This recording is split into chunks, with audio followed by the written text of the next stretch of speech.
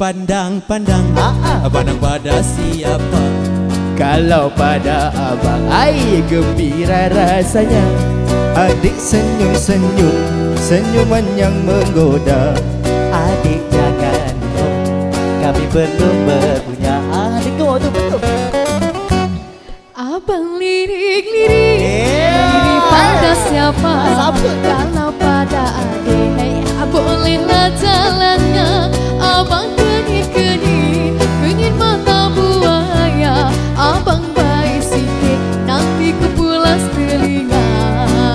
Hai cik adik, Ya cik abang, manis cerita. biasa saja. Siapa nama? Itu rahsia. Tinggal di mana? Rumah bunda. Bolehkah kami Boleh apanya abang? jalan bersama? Itu bahaya. Jangan bimbang kami bujang terantang.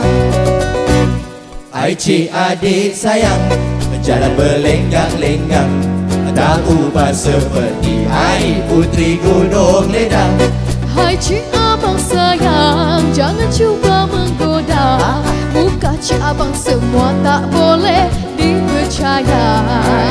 Hai cik abang, Cik adik sayang, adik bertanya, nak tanya apa? kenapa abang Kenapa sayang? suka buang masa? Memang hobi kita, Kenapa bergaya? itu action saja. Apapun tak ada, Tapi debu ada. memang abang semua tak berguna. Ini aku marah ni. Dia kata kita tak guna. Hai, sabar. Sekarang ni apa kata kita biar je dia pilih. Antara kami berlima ni. Sila. Ha, pilih Iya, pilih. dengan kopa-kopa semua ni. Dia berkata lagi.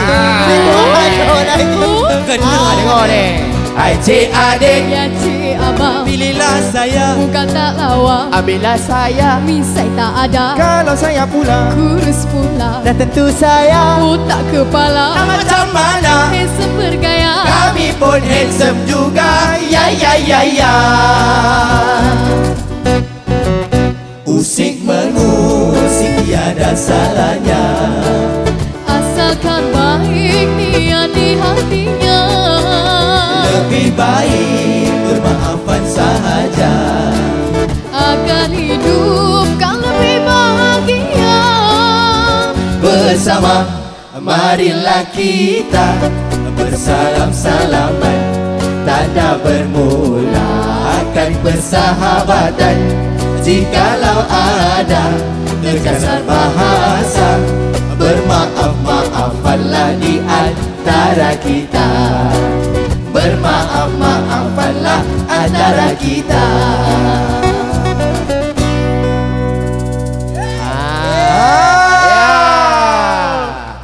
Itu dia sebuah lagu tradisional untuk anda. Zapin Usik Mengusik. Sebuah lagu daripada idola kami, Senario. Kita berjumpa lagi di next video. Jangan lupa subscribe.